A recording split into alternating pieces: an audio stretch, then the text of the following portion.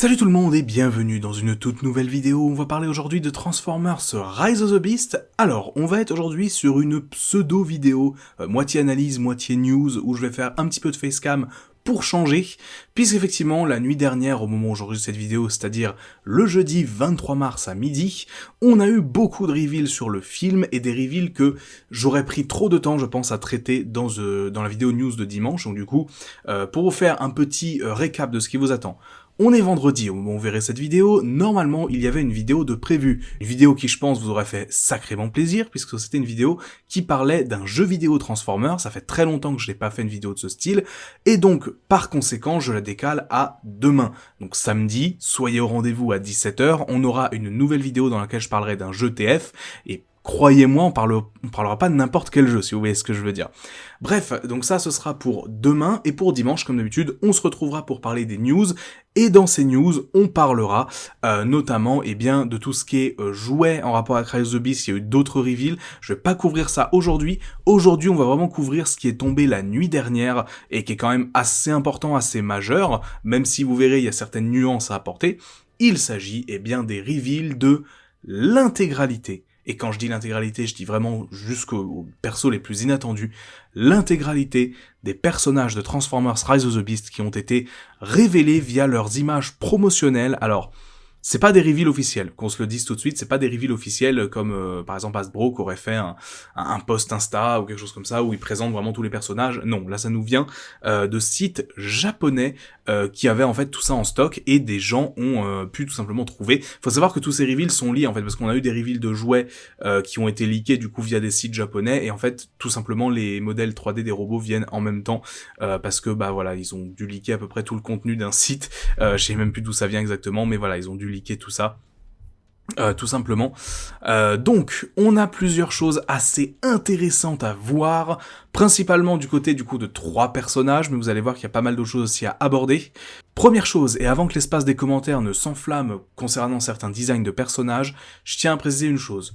Tous les designs que l'on va voir aujourd'hui sont des designs promotionnels, c'est-à-dire que les personnages en question peuvent encore être sujets à modification d'ici le film final. On a eu ça plein de fois dans les films Transformers ces 15 dernières années plutôt, que ce soit depuis le premier en 2007 jusqu'à Bumblebee en 2018, il y a toujours eu des différences entre les rendus 3D sur les boîtes de jouets, sur le merchandising, etc. et les personnages tels qu'ils apparaissent dans le film final.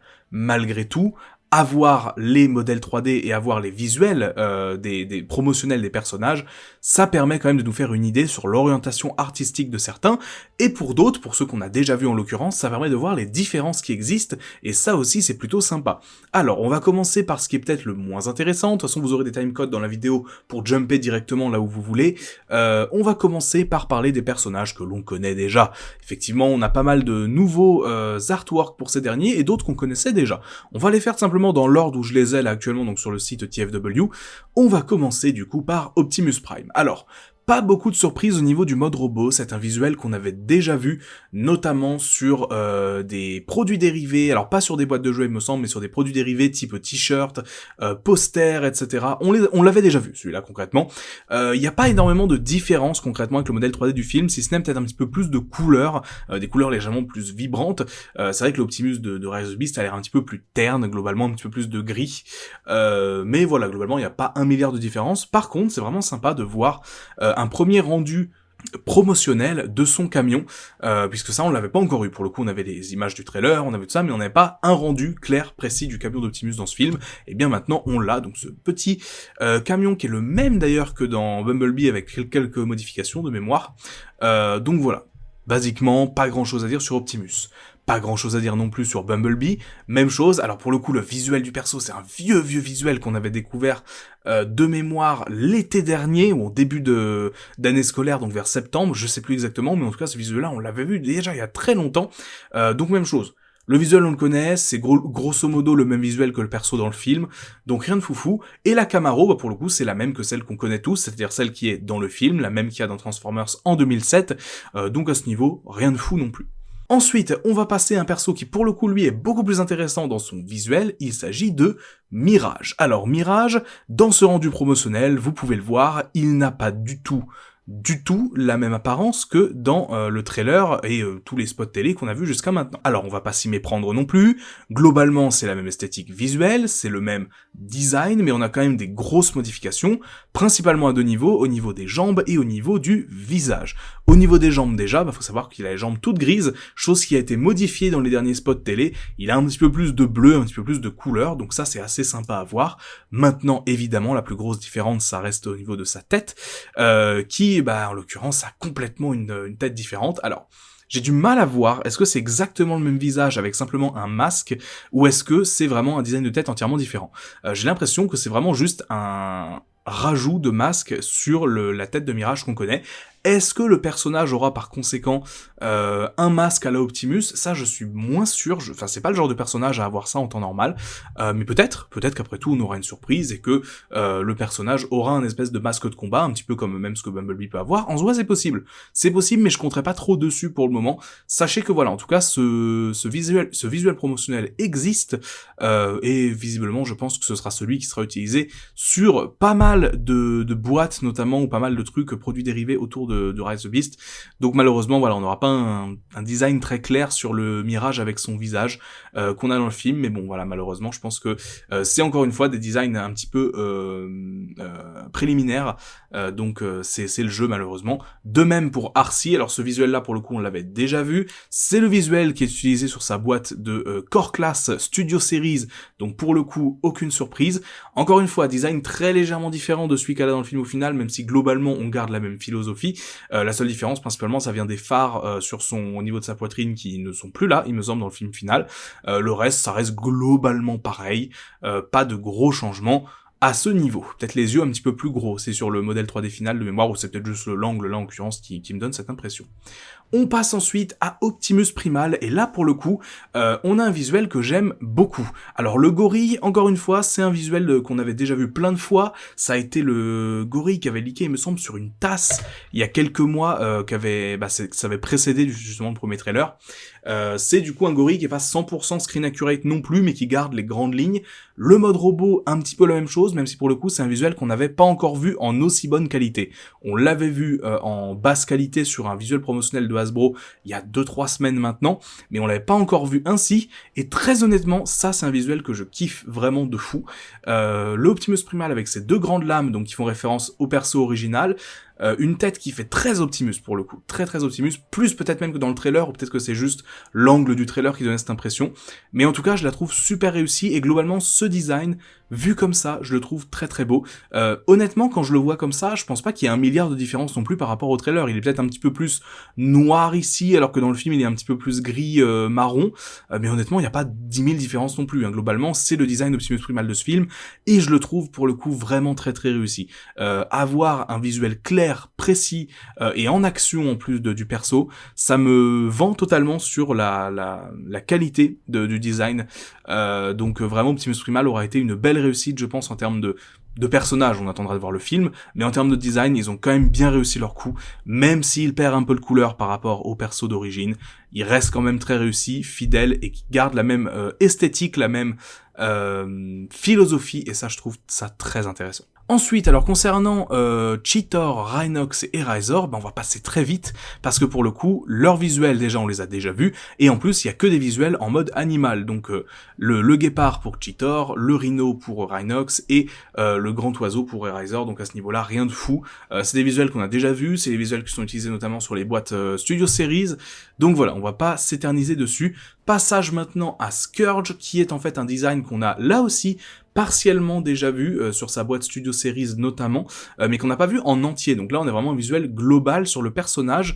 Alors, ce qu'il faut savoir, c'est que d'un point de vue couleur et d'un point de vue visage, le rendu final sera un petit peu différent. Maintenant, l'esthétique globale ne changera pas. C'est-à-dire que par exemple, on a toujours sa grande lame sur le bras droit que je trouve vraiment sympa, alors qui rappelle un petit peu Sentinelle de certaine façon, mais que je trouve très cool. L'espèce de feu qu'il a en dessous, ça c'est quelque chose, enfin en tout cas les parties orange, ça c'est vraiment une de mes plus grandes interrogations. Est-ce que c'est quelque chose qu'ils ont gardé dans le film final, ou est-ce que c'est vraiment quelque chose qui ne concernait que les visuels promotionnels, parce que je me souviens qu'en 2021, quand Rise of the Beast a été annoncé, les personnes qui avaient vu les concept art avaient déjà parlé justement de ce rendu de Scourge justement un petit peu en feu à l'intérieur, avec des parties un peu orange, etc. Donc c'est vraiment quelque chose qui a dû durer, et dans le premier trailer, on n'a pas l'impression de voir ça. Après, Scourge, on le voit vraiment pendant 3-4 secondes, donc finalement, je me dis, il y a encore peut-être des choses à découvrir sur le personnage. J'aimerais vraiment qu'il garde cet aspect-là, parce que ça rajouterait un petit quelque chose sur un design qui est, si on veut être tout à fait objectif, qui n'est pas ultra inventif. Je l'aime beaucoup, je l'aime bien sur plein d'aspects, mais je trouve qu'il aurait pu aller un petit peu plus loin. Chose que j'aime beaucoup aussi sur ce design promotionnel là, c'est qu'on voit bien les cheminées de son mode camion à l'arrière, et je trouve que c'est un bon point. Vous savez l'amour que j'ai pour les pièces de véhicules sur les Transformers, pour pas justement avoir ce côté métamorphose qu'il y avait dans Transformers 4 et 5 par exemple, sur certains personnages, et là en l'occurrence, il a quand même sur ce design là des pièces de camion à l'avant, des pièces de camion à l'arrière, donc on reconnaît plus ou moins son mode véhicule, mais j'ai peur que dans le film final, il ne garde pas autant de ces éléments, donc reste à voir. Mais le design en lui-même, je trouve vraiment réussi là pour le coup. Il a juste ce côté un peu à gros méchant sur son visage, que pour le coup, peut-être que dans le film final, il l'aura un peu moins, ce qui serait une bonne chose. Mais voilà, en tout cas, si on peut faire un petit peu un mix de toutes les bonnes idées autour de Scourge dans le rendu final de Rise of the Beast, ce serait très bien. Maintenant, on verra bien. En tout cas, ce design-là, je l'aime quand même pas mal, et ce sera là aussi le design qui sera utilisé dans la campagne promotionnelle de Transformers Rise of the Beast. On passe ensuite à Freezer. Même chose, c'est le même visuel qu'il y avait sur sa boîte sur sa boîte Studio Series, pardon. Alors on avait vu que le haut, on n'avait pas vu le bas. Le bas vraiment de ce truc, ça me fait... Alors déjà, c'est 100% les trucs qu'on voit dans la bataille finale. Du coup, les espèces de petits protoformes / soldats random des Terrorcon, première chose. Deuxième chose, ça me fait vraiment penser à Frenzy du premier film. Pour le coup, il y a vraiment la même vibe, on va dire globalement. Si on enlève le visage et qu'on le remplace par celui de Frenzy, je pense qu'on n'a pas de grosse différence. C'est un peu un Frenzy rouillé, si vous voyez ce que je veux dire. Ce qui est pas une mauvaise chose, mais heureusement que c'est qu'un petit soldat random. Ensuite, on va passer pour le coup à un design que l'on n'avait pas encore vu et qui est vraiment sympa, à savoir Nightbird. Nightbird, c'est un personnage qui a été teasé dès l'annonce de Transformers Rise of the Beast, et pourtant on n'avait jamais vu encore de design officiel du personnage. On avait eu pas mal de concept art faits par des fans qui s'inspiraient du coup de ce qui avait été annoncé en juin 2021 du coup, mais là c'est la première fois que l'on a un visuel clair, précis et à peu près fidèle, je pense, à ce qui sera à l'écran, du personnage. Alors, Nightbird, c'est un perso, on le rappelle, qui de base ne se transformait même pas dans la G1. Donc il a fallu lui donner un mode véhicule qui est en l'occurrence une Nissan GT-R des années 90, que j'aime beaucoup, mode véhicule que j'aime beaucoup au passage. Maintenant, le visuel qu'elle a, alors... J'ai quelques reproches, mais globalement, je trouve qu'elle est quand même réussie. Son visage, c'est un visage de Terrorcon, enfin voilà, c'est un visage fidèle à la fois au perso original et qui apporte une petite touche peut-être de réalisme un petit peu, je vais pas dire à la Bayverse, parce que c'est pas forcément la meilleure chose à dire, mais vous voyez ce que je veux dire. Globalement, c'est un visage un petit peu plus modernisé, c'est pas exactement Nightbird G1, mais on va pas se plaindre de ça non plus. Le reste du corps, je le trouve vraiment très réussi pour le coup. On garde les couleurs traditionnelles du personnage, le noir, le violet, un petit peu de marron, qui sera quand même du coup sa troisième couleur dans le film. Maintenant, j'ai juste un reproche à lui faire. Alors, avant de faire ce gros reproche, je vais quand même lui dire un gros point que j'aime bien. Le fait qu'on ait l'avant de la voiture au niveau de son torse, c'est un point qui est super appréciable, surtout que dans le film en l'occurrence, c'est par exemple Mirage, beaucoup attendaient à ce qu'il ait l'avant de la Porsche au niveau de son torse, ce n'est pas le cas. Et en l'occurrence, Nightbird aura bien un avant de Nissan GT-R au niveau de son torse, et je trouve que c'est super sympa d'un point de vue purement design, c'est très cool. Maintenant, j'ai juste un léger problème, ça va être le fait que la taille du personnage, et je parle pas de la taille en termes de hauteur, parce qu'on la connaît pas, et puis je m'en fous, très honnêtement, c'est pas quelque chose d'important, mais je parle de la taille d'un point de vue, la taille de guêpe, quoi, littéralement. J'ai l'impression que le design de ce robot, étant donné que Nightbird est un personnage féminin, ils ont voulu lui donner des proportions plutôt féminines, ce qui en soi et quelque chose qui se fait souvent dans Transformers, Arcee a ce genre de proportions, honnêtement tous les persos féminins de Transformers n'ont pas forcément cette philosophie-là, mais on va dire que pour s'adresser au grand public, c'est logique, on va dire, de faire ça. Maintenant, est-ce qu'il y avait vraiment besoin de lui donner une taille de guêpe comme ça, qui est... Oui, ça reste des robots, donc techniquement c'est faisable, et on n'est pas sur le cas où on fait ça à un humain, ou à une humaine, du coup, qui aurait ce genre de proportions complètement abusées, je suis d'accord, mais malgré tout, je trouve que c'est pas forcément ouf, parce que On sent qu'ils ont réduit volontairement pour donner un peu cette taille un peu chelou. Mais bon, c'est le gros reproche que j'aurais à faire sur Nightbird, parce qu'honnêtement, le reste, c'est dommage, parce que sur Arcee, il y a pas exactement ça non plus. Enfin, Arcee a des proportions plutôt ok, mais je pense que Nightbird, étant donné que c'est une voiture, et du coup qu'elle est plus grande en mode robot, je pense qu'on a essayé de l'amincir un peu artificiellement, pour lui donner cette espèce de taille un peu chelou. Bon, dommage. Et ce qu'on peut voir d'ailleurs à l'arrière de ce design, c'est qu'elle a bien des ailes, donc Nightbird volera, et c'est bien elle qu'on voyait dans le trailer, dans la bataille finale. Juste, on la voyait très loin, enfin elle passait super vite devant la caméra, donc on voyait pas précisément, mais ça donnait quand même une idée de ce que le personnage est capable de faire. Donc non, ce n'est pas Skywarp, contrairement à ce que certains m'avaient dit dans les commentaires, c'est bien Nightbird qui sera équipée des ailes, ou d'ailes, ou en tout cas d'un jetpack, on sait pas exactement, mais on sait qu'elle aura maintenant cette capacité. Personnage suivant, Battletrap. Alors là aussi, c'est le design qu'il utilise sur la boîte Studio Series, avec son petit boulet de canon que je trouve vraiment sympa. Enfin, boulet de canon, sa masse plutôt, je sais jamais comment on appelle exactement ça.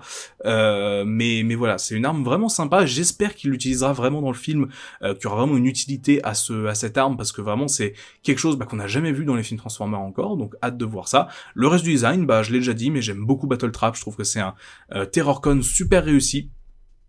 Et très très hâte de voir le perso en action, parce que pour le coup c'est complètement une grande inconnue dans ce film, parce qu'il s'inspire pas du tout du Battletrap G1, c'est vraiment une nouvelle interprétation du perso, c'est vraiment un nouveau perso qui porte ce nom, donc très très hâte de voir ça à ce niveau. Mais maintenant, on va passer aux 3 personnages qui vont vous intéresser le plus, je pense, et avant de passer au plat de résistance, on va passer sur Wheeljack, Pablo pour les intimes. On a un premier visuel promotionnel du personnage. Encore une fois, si jamais modification du visage de Wheeljack il y a, ce ne sera fait que pour le film, et ça n'empêchera pas les visuels promotionnels d'avoir le design de base. Maintenant, si je peux être tout à fait honnête avec vous, et c'est pas du tout pour retourner ma veste, mais je trouve que le design du perso passe mieux sur ce visuel promotionnel que sur son jouet, du coup qui vient de la gamme de base du film. Je trouve que d'un point de vue purement design, même si je trouve la tête toujours un peu moche, un peu cursed, le reste du perso, je l'aime bien. C'est un perso bien bulky, qui utilise bien les pièces de son véhicule, avec des couleurs franchement très sympas, même si effectivement certains diront c'est pas exactement les couleurs de Wheeljack, mais les couleurs spécifiquement c'est pas forcément le point qui me gêne le plus. Encore une fois, pour me dire si ce sera un bon Wheeljack ou pas, j'attendrai de voir son rôle dans le film, mais je trouve ça quand même très sympa. Le design global qu'ils lui ont donné, la philosophie de son corps, je la trouve vraiment très cool. Le mode véhicule, je l'aime bien. En plus, franchement, la petite camionnette Volkswagen, je la trouve très cool. Honnêtement, c'est pas quelque chose qui me pose problème. Maintenant, encore une fois, c'est toujours ce visage qui, même s'il est un peu moins horrible là dans le rendu visuel, est quand même toujours très moche, on va pas se mentir. Donc dommage de pas avoir de modification ici, mais c'est logique. Encore une fois, si modification il y a, ce sera pour le film et seulement pour le film. On verra bien. Mais en attendant, voilà, ce visuel-là, je le trouve pas si horrible, donc ok, ça passe bien. Petit point assez rigolo, c'est qu'il a des espèces de bretelles au niveau de son torse, donc c'est rigolo, c'est formé par les ceintures de son mode véhicule. Je trouve ça drôle, je sais pas exactement ce que ça veut dire, mais bon, voilà. Maintenant, on va passer à Stratosphère, et oui, on a enfin un visuel du personnage, et franchement, je suis très surpris. Très surpris pour une raison principale, c'est que j'avais très peur pendant un moment que le perso n'ait tout simplement pas de mode robot dans le film. Alors laissez-moi vous expliquer. Stratosphère, c'est un perso qui va être très grand en termes de taille, c'est un avion, c'est normal, qui va pouvoir transporter les Autobots. Et je me disais, peut-être que par souci de budget, de CGI, ils ne vont pas lui donner de mode robot, ils vont sortir une excuse à la con en mode, il peut pas se transformer, etc. Et au final, on le verra jamais se transformer. Maintenant, on sait qu'un design existe, on sait qu'il est là, et ce design, il est correct. Je vais pas m'emballer de fou dessus. J'ai un problème principal, c'est le côté pilosité faciale du perso qui est un peu abusé, je trouve, même pour les standards des films et de la licence.